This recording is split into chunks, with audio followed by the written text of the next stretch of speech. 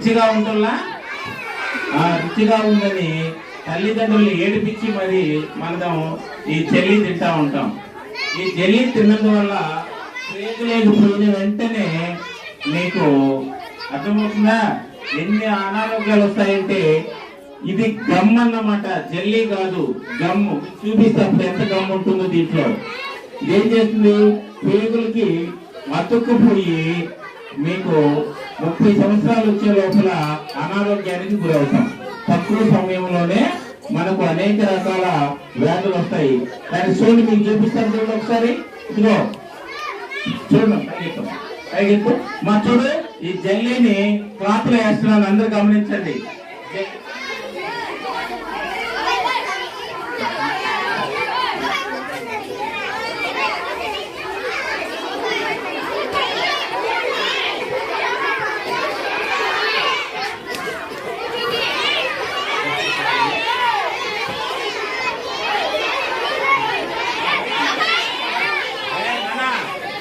చూడండి, ఇట్లా జెల్లీ కదా ఇది.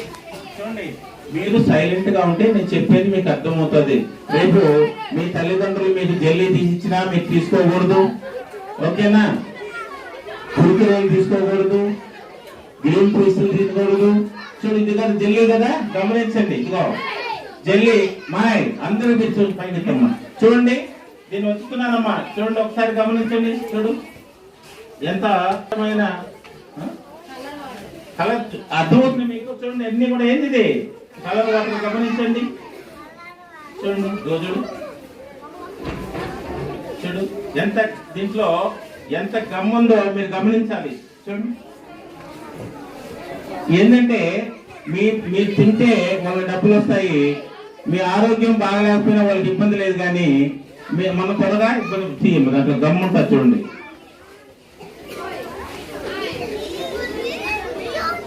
ఇదిగో మీరు అరవకూడదు, నేను చూపిస్తున్నాను చూడండి. ఇప్పుడు నేను దాంట్లో ఉండే కూర్చోండి అన్న, నేను అందరూ చూపిస్తాను. స్టూడెంట్స్, మీరు జెల్లీ చూశారు కదా, ఇప్పుడు జెల్లీలో ఉండే ఆ రసాన్ని అంతా పిండేశాను. పిండితే ఏం కనిపిస్తుంది, ఇక్కడ గమ్ ఉందా లేదా? గమ్ము కనిపిస్తుందా లేదా?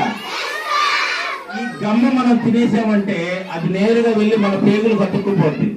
తిన్నామంటే నేరుగా వెళ్ళి మన పేగులకి అతుక్కుపోద్ది. తినచ్చా? జెల్లీ తింటే మనం తొందరగా చనిపోతామా లేదా? మీరు చదువుకున్నవి కూడా గుర్తుండవు. కాబట్టి